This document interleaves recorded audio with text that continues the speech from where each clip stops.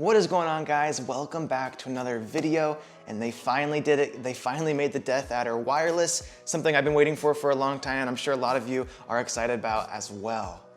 If you're not familiar with the Deathadder, it's an iconic shape from Razer's lineup that's seen many different updates over the years, but is now finally coming to Razer's wireless mouse lineup. Stick around as always to hear about the build quality, features, and performance this mouse has to offer. Razer has seen a lot of success with their wireless mice so far, such as their Viper and their Basilisk Ultimate. So a lot of us, including myself, have been wondering where is some of the other iconic mouse shapes, such as the Deathadder. Why are they not wireless yet? So Razer no doubt made a lot of people happy by releasing this. Who knows why they decided to ditch the Ultimate naming scheme. It's called Pro now, but it was released alongside with their Black Shark and then their Black Widow Pro, which are also wireless. So just realize that now it's called Pro and this is the wireless version.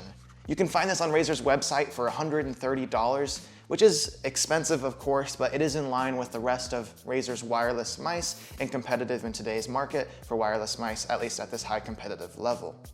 Just note that you're not getting the charging dock with it, but that's also why it's a little bit cheaper. But as of right now, I do believe this is still going on. They have a code on their website, which if it is still there, I'll leave it down in the description below, where you can actually, as long as you're purchasing the mouse and the dock in the same purchase order, you'll get the dock for only an additional $20 versus buying it by itself, which it costs $50 alone. Out of the box, besides getting the mouse itself, obviously, which does come in a nice cloth bag, by the way, you get a SpeedFlex cable, a Razer instruction pamphlet, and then also an adapter, which allows you to be able to use your SpeedFlex cable with it to be able to put that wireless dongle or your 2.4 gigahertz dongle into that, and then you can move that around to where you would like, which is a nice addition. Even though this is a wireless mouse, you still do have the choice of using it wired with the 6-foot SpeedFlex cable that they include. Obviously, the cable's not the best, but if you're buying a wireless mouse, you're probably not gonna be getting it for the cable that they include with it. Plugging it in is as simple as just taking this end and plugging it into the front of your mouse. While it is plugged in, it's going to be charging, and you're still able to use it while it is charging, so you're not going to worry about having a downtime with it. Something new to the Deathadder Pro is a new form of connectivity. Besides only getting their 2.4 gigahertz hyperspeed wireless technology, which works flawlessly, you're also gonna get the option to put it into Bluetooth mode, which is definitely gonna make a lot of people happy, whether it be for traveling, or maybe you have multiple PCs. If you're a streamer, you have a streaming PC and one that you actually game on, you're gonna be able to go between those with that Bluetooth connectivity. Also, as far as battery life goes, in that Bluetooth mode, you're gonna be able to get all the way up to 120 hours of battery life with only 70 hours, which is still a really good amount of battery life in their hyperspeed wireless connection mode. So overall, that's gonna last you in a week of gaming. And if you have that dock or have the wire right there, just plugging it in after you're done gaming is always a good idea too, just to keep that battery topped off. And you can always monitor that battery level in their Synapse software. Let's go ahead and talk about the build quality and shape that it offers. And if you're not already familiar with the shape of the Deathadder, it is a right-handed ergonomic shaped mouse. Definitely a little bit on the larger side, and I'll go ahead and throw the dimensions up on screen for you guys to see now. Personally, for me, it's always been one of my favorite shapes, especially over the past couple of years of me maining the Deathadder. For me, it just feels great, and I really love it.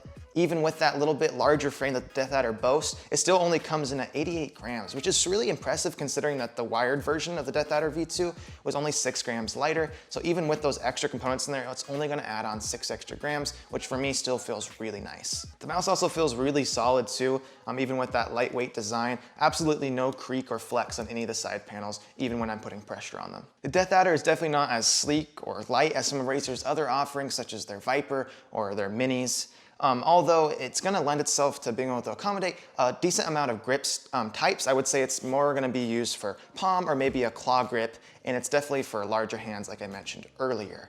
Smaller hands are probably only gonna be able to get into palm on this comfortably, maybe a little bit into claw. One thing that you'll notice that's actually different with the design of the Deathadder Pro is that those textured side grips actually run up the entire side panel on each side, which not only looks nice and uniform, but it's also gonna provide you with that good grip no matter if your hand's up towards the front or the back for whatever grip style you're using. Along with that, they use a sweat-resistant textured coating on the top plastic shell, which has felt really nice so far as well. Let's go ahead and talk about the buttons and switches on this mouse. It does offer 8 different programmable buttons, and it's using Razer's 2nd gen optical switches, which the only difference between the 1st gen and 2nd gen is they're supposed to feel more tactile, or the switches are supposed to have more tactility to them according to their website. Personally, I can't test this because I don't own a mouse with their 1st gen of optical switches, but from what I've heard, it doesn't make much of a difference and it's very unnoticeable. Before we talk any more about them though, I'm gonna go ahead and give you guys a sound test now so you can hear it for yourselves.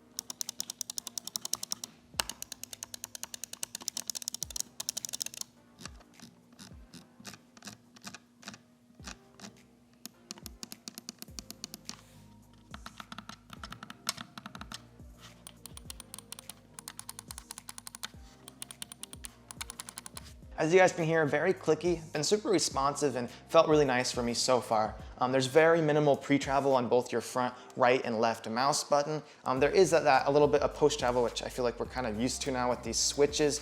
It's not bad. Post-travel doesn't usually bother me. It would be more so if it had pre-travel, but so far, not an issue for me. It's felt nice. As far as the side buttons, you know, the Deathadder has those nice, big, easy to find side buttons, which I really enjoy.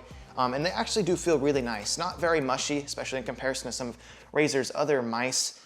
Giving a little bit of pre and post travel, but nothing that bad. If anything, I would say they're improving on their previous designs with those. The scroll wheel does feel pretty tactile, but it's not nearly as noisy, or you don't get quite the same tactile bump you do in some of Razer's other offerings. It kind of feels like you're going over smooth bumps, and it's pretty quiet. Although I will note that I haven't really heard it happening much lately, but when I first got it, when I would scroll up, I would get this kind of grinding noise, but so far that's been resolved. I haven't noticed it since then. I'm not sure if that's something with just my personal copy I got, or maybe that was just something that's happening with all of them. Not sure, let me know if you guys have one in the comments below. Also, you get a button on the bottom, which is your final button, and that's gonna be to switch between your profiles, which you're gonna be able to set different settings in each profile, which is able to be configured in Razer's Synapse software. Looking more at the bottom of the mouse, you're gonna get 3 PTFE feet, which are pretty standard on Razer mice now. You'll get one bigger one in the back with 2 in the front, which are gonna be split over where your cable is inserted. As you'd expect, they provide a very nice, even and smooth glide. Down here, you also get a little compartment for hiding your wireless dongle, which is gonna be nice if you're either using it in its Bluetooth mode and you don't need it, or maybe you're traveling with it. You also get your switch down here for switching between their Bluetooth mode or their Razer's hyperspeed wireless mode as well. If you add that switch in the middle, the mouse will be completely off. I will mention though, even if you just leave the mouse and it's on, after a few minutes it will go to sleep, and then as soon as you move it, it'll catch right back up with you. This mouse is using Razer's Focus Plus optical sensor, which so far has been absolutely spot on for me. And it really is amazing to see how far wireless mice have come, being able to use as reliably as even a wired mouse. The sensor is now able to go up to 20,000 DPI, which if that's something that you guys are gonna take advantage of, it's there for you. Personally, for me, that's so overkill. I barely ever go over 800 DPI, but the option is available. Overall, I've absolutely been loving this mouse so far, and that's definitely some of my Deathadder bias coming through. But if you're someone that has slightly bigger hands, you enjoy an ergonomic mouse, and also using more of a palm-styled grip, I would definitely say this mouse is probably gonna be well suited for you. If you're someone that's already owning maybe a Razer Viper Ultimate or the Basilisk Ultimate and you're wondering, should I upgrade?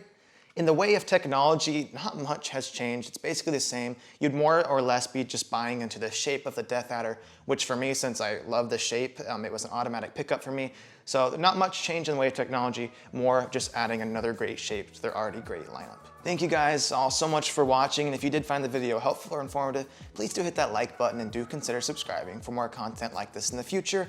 If you have any questions about the mouse or my experience with it so far, definitely leave that in the comments below and I'll try my best to get back to you. I'll see you guys in the next one.